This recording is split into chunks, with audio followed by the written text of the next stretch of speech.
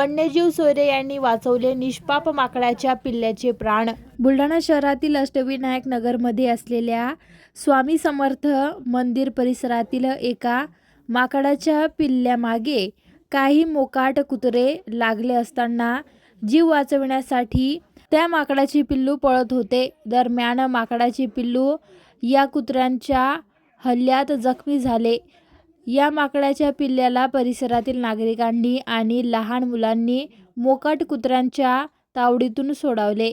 याची माहिती वन्यजीव विभागाला दिली असता वन्यजीव विभागाचे कर्मचारी घटनास्थळी दाखल झाले आणि जखमी माकडाला रेस्क्यू करून त्यावर प्राथमिक उपचार केले।